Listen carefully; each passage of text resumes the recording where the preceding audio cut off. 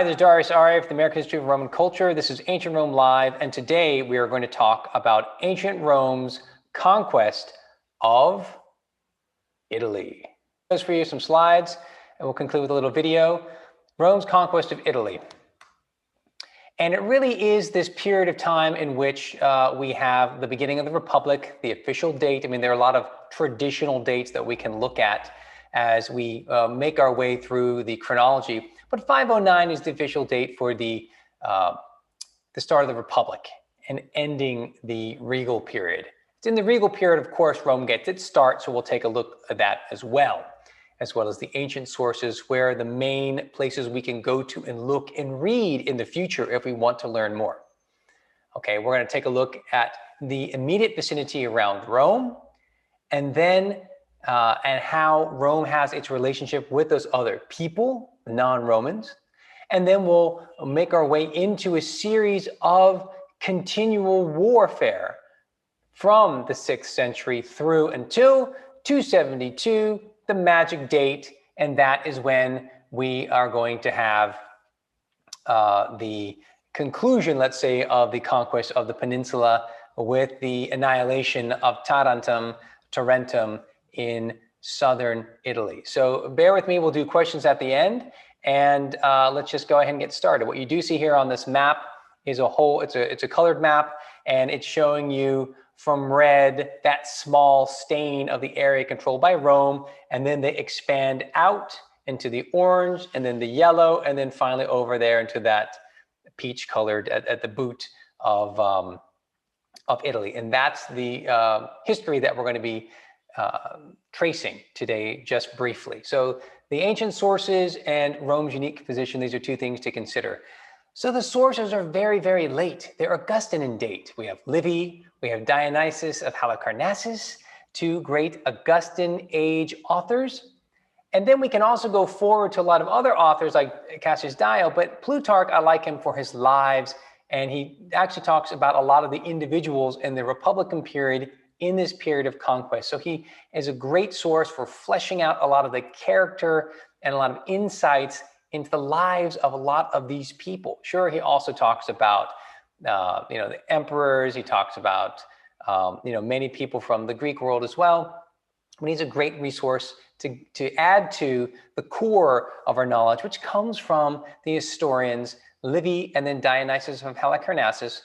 Dionysius is writing in Greek. Okay, let's talk a little bit about Rome's unique position, because how do they end up being so successful? So there's the warfare, the strategy, and so on. But the starting point is location, location, location. They're south of the Etruscans.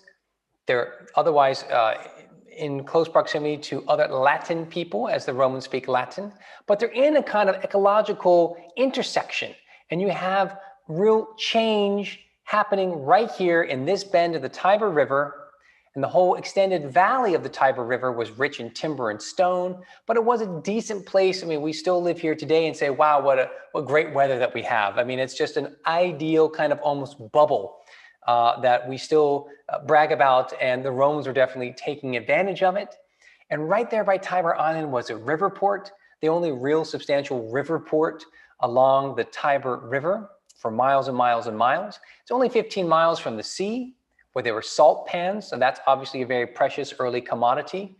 And then if we really want to think about where Rome was located, it was on the fringe of a much more up-and-coming civilization, the Etruscans. So they're just south, you're just on the fringe, the southern end of what you'd call the Etruscan territory, which means there are going to be a lot of benefits from dealing with those people who are initially more successful, have a lot of metals that are then trading with the Greek colonists that are colonizing southern Italy and Sicily and so forth. So it just seems to be, in many ways, an ideal location. And then, of course, you have these hills that are made from dumps of volcanic tuff, the volcanic material from eruptions in an otherwise large floodplain, like you see there, the Campus Marshes. So if it weren't for the eruptions, you wouldn't have the deposits of the tuff to make the hills of Rome, and you wouldn't be living there. So all these coincidences really add to the fact that Rome indeed, early on, yes, had a unique position. Okay, so in the regal period, there was expansion, there was conquest. We have 7 kings, And in particular, the Romans, and a lot of this stuff we look at the sources, we look at Tim Cornell's book on early Rome. You've got always this confluence between oral tradition, and you have some historical sources, you have some archaeological evidence, but in the written sources, a lot of it does depend upon oral tradition. So Tullus Hostilius conquers the Alban Hills, about 30 kilometers away from Rome. Ancus Marcius, the fourth king, is credited with conquering and creating the area along the coast, the city of Ostia, the official port city of Rome. And in this old map, you can see at the top of the slide there, you do see Rome, and then you see this diagonal kind of reddish line that cuts right down south and west, and that's where Ostia is along the coast. So thank you very much, Ancus Marcius, for creating a city on the coast. That was very important for Rome, and ultimately they will become a naval power. This is the start of it.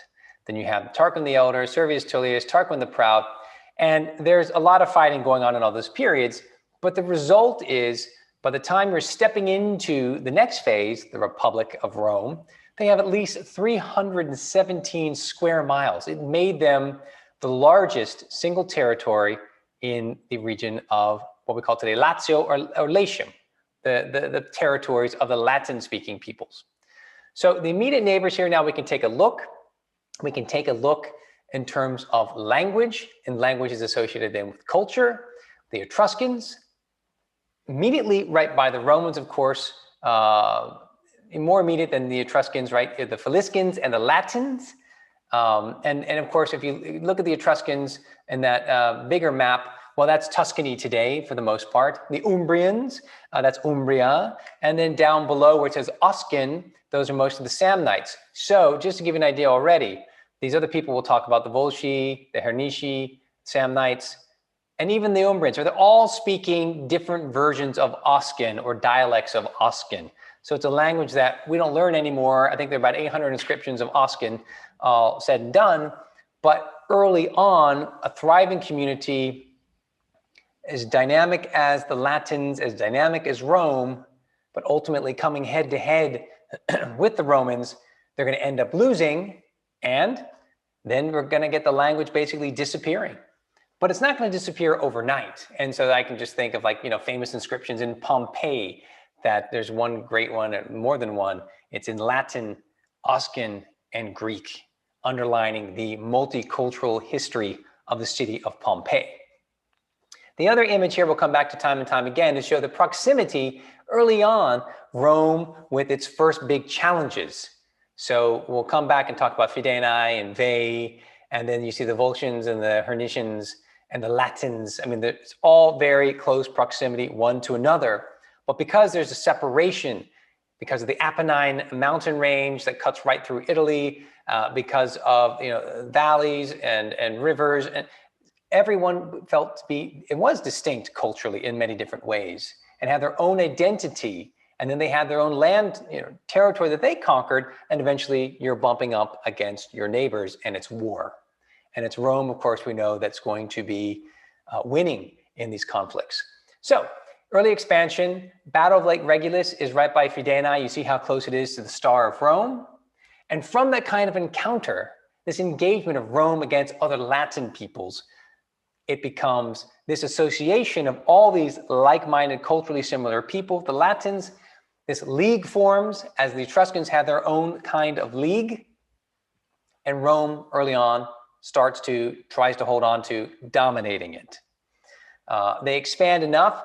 You jump a century, 396, you destroy the southernmost city of the association, that league of Etruscan city-states. That's Veii. That's a famous date. Another famous date is a famous setback, etched in the minds of every Roman.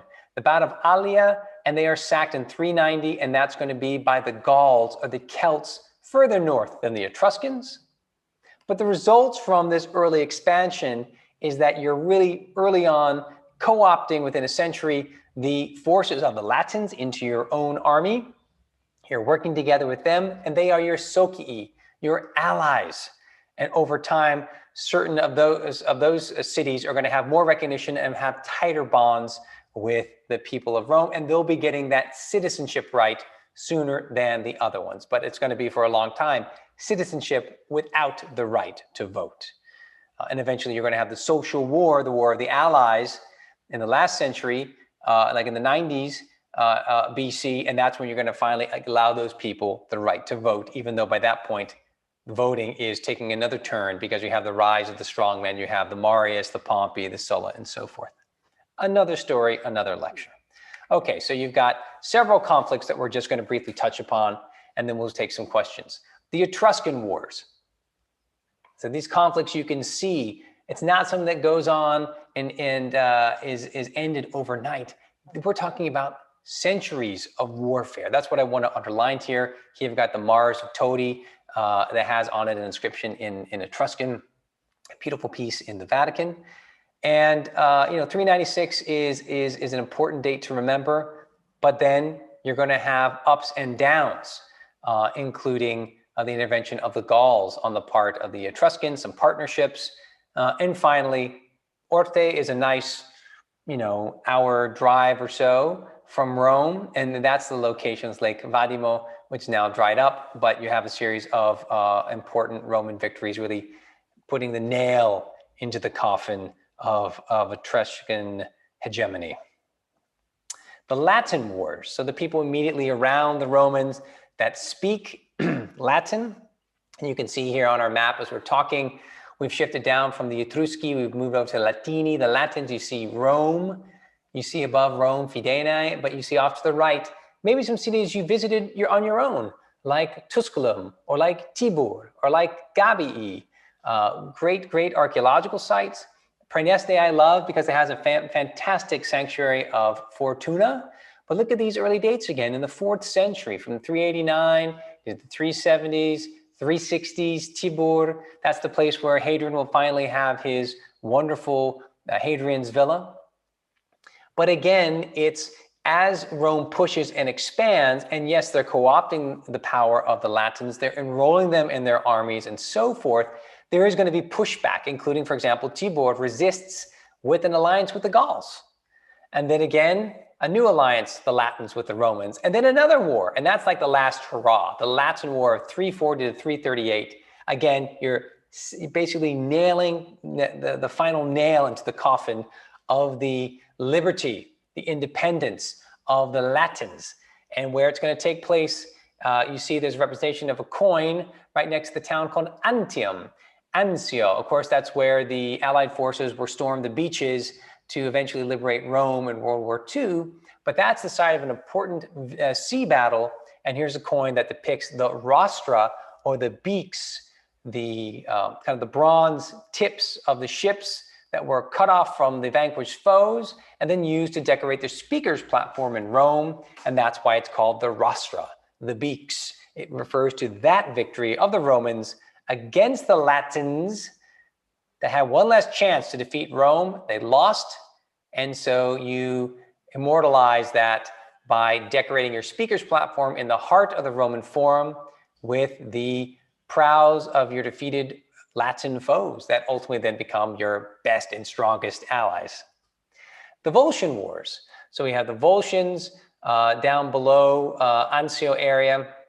So basically, so we're moving out of Lazio, we're moving out of the Latin-speaking people, we're heading down south to the people that speak Oscan, which is obviously related to Latin, but distinct in its own alphabet and so forth. Its capital is Antium. So ultimately, you can see the conclusion of these kind of conflicts will lead eventually to the Volscians allying themselves with the Latins and leading to that defeat, and that's why they're taking place in Antium, because it was the capital of the Volsci.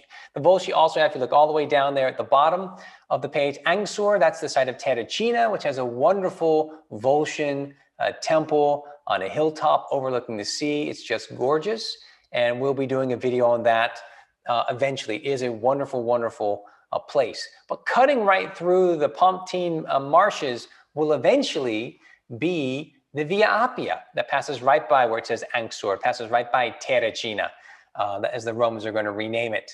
And, you're going to have that more famous thoroughfare constructed only later when the Romans go against the Samnites, but we're getting there. Okay, Hernici, again, are just another Osco-Umbran peoples.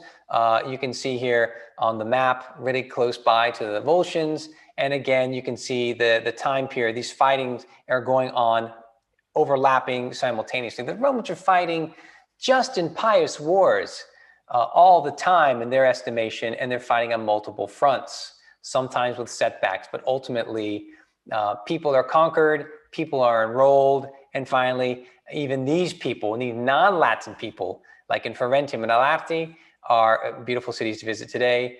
They obtain the Latin rights, and that is citizenship without the right to vote. So you can see how, to a degree, more Romans are being made as people are being co-opted, and what falls away eventually after centuries and centuries and centuries is the language, is the culture. There's a bit of a footprint, there's a bit of a memory, but it's mostly going to be lost. I mean, imagine that here we are in the heart and the thick of it, of this early republic that's just seems to be unstoppable. Okay, the Gauls stopped them in 390, the famous sack, but they're going to bounce back, and these people coming from beyond Tuscany up into the Piemonte region, up along the Alps and so forth. There are going to be a number of battles over the centuries, and sometimes, right, even fighting alongside of Carthage against the Romans. So they keep on trying, but eventually they're going to be pushed out and beyond back on the other side of the Alps. And so we're really pushing up, not all the way to in the entire peninsula, but Bologna, Piacenza, Modena, we're getting up pretty high in Emilia-Romagna area. And it really does attest to the resilience of the Romans and this kind of perpetual paranoia of fear. When you're going up against the Gauls, the Celts, you're always remembering they were the only people actually to sack your city. It was a rudimentary city. It was a simpler city. It was a city more or less like the big Etruscan towns, but still, that was etched in everyone's brain that you do not want your city to sack. Of course, that's what ultimately Rome was going to be doing to all the other cities, is be with us or we're going to sack your city. But that's something that's always in their mind. So this Gallic scourge, let's say, is going to perpetuate itself all the way into the time of Julius Caesar. Then he goes on the offensive, and he basically pushes way into Gallic territory, and obviously wins a lot of land for himself and for Rome. Okay, finally into the Samnite Wars. There are 3 Samnite Wars, more or less, but just kind of overflow from the 340s down all the way into the 290s. And really what comes is the Romans are pushing in the Campania area. The bottom one is a 4th century tomb depiction. The upper image is basically showing you Oscan dialects versus Oscan language. You can see that central area for half of Italy, they're not speaking Latin. They're not speaking Etruscan. They're speaking some form of Oscan. So that's also, you show that people are much more unified together than they are with the Latins and the Romans. And they're tough people, and they're living right there in the middle of the Apennine Mountains, because that's that big spine of mountain range that runs the whole length of Italy. So very substantial, very tough people, separated by gorges and valleys, and it's really rough going. Just drive through that area, and you will be impressed what the Romans are ultimately able to tie together. And with the Samnite Wars come the construction of massive permanent road systems, starting with the Via Appia in 312. It's really about the Samnite Wars. They said, we need more infrastructure. We need to build more. And so they do. Capua is on the way to Naples. And so these are alliances with Greek colonies that were in that territory, the Samnites, but had been very successful. They're making alliances with the Romans, and it's the Samnites that are pushing back.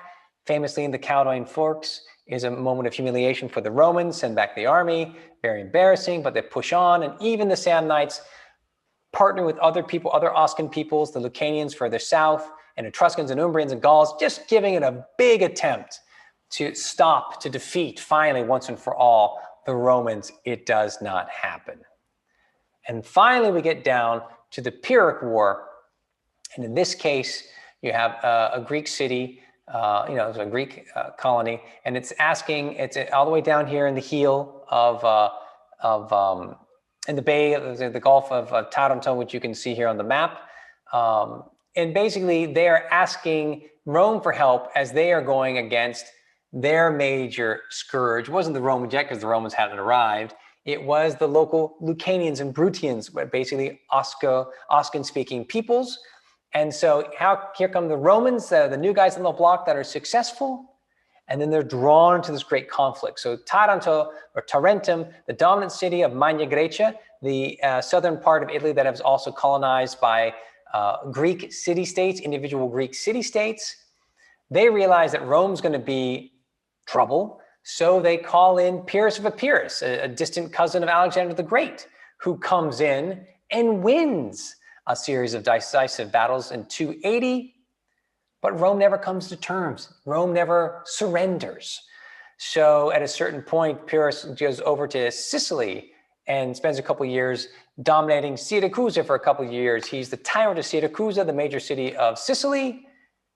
Then he returns in 275, and he loses at a town called Benevento, which you can see here in the orange section. It says Benevento. It was called Malavento. It's a very windy place. If you go there, there's a famous arch that's constructed by the Emperor Trajan.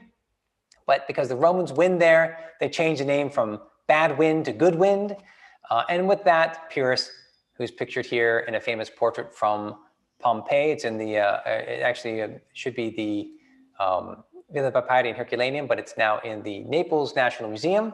He goes back home to Epirus, so Greece, dies there, and it's there shortly thereafter that Tarentum finally falls, and that's pretty much the end of any real obstacle to Rome dominating the entire peninsula. Let's look at a test case scenario here. Let's look at an example. Paestum. 600 BC, it's a colony called Posidonia, founded by a city of Magna Graecia called Sybaris. Paestum's up there just outside of Naples. It's a beautiful archaeological site, 3 perfectly preserved Greek temples from the 6th century. But look what happens. In the late 5th century, it's taken over by the Lucanians. So they occupy it, they live there, they're culturally dominant people in that city. And then we move down to the Romans, 273. So around the time that you have dominance of the entire peninsula, you get a colony now installed in the city of Posidonia. Posidonia no longer, it is Paestum. So you insert your Roman structures into your newly founded Roman town on the grid of a pre-existing Greek city. So what do you get? You get a law court, you get a comitium for the local senate to meet in, and eventually in the imperial period, you're going to get an amphitheater. Let's take a little look. Up here on top of the Temple of Mens, overlooking the Comitium. Behind it is the amphitheater. We have the Forum, the Temple of Apollo in the distance. And then our wonderful, strange pool dedicated to Venus or Fortuna. And all around in the distance is the residential district of Paestum. You can see in the distance the later amphitheater, but right here we're inside the Comitium, a very famous structure. In Rome it disappears in the imperial period as well under Julius Caesar, but here you see a space of assembly, a round space, and then imposed on it a little bit later, still in the Republican period, the Temple of Mens Bona. In Paestum, you have the insertion in the urban fabric of this amphitheater. You can see here I'm standing with the piers of the outer circuit added later, but the initial phase is early imperial, and so much of this amphitheater still lies buried beneath the road.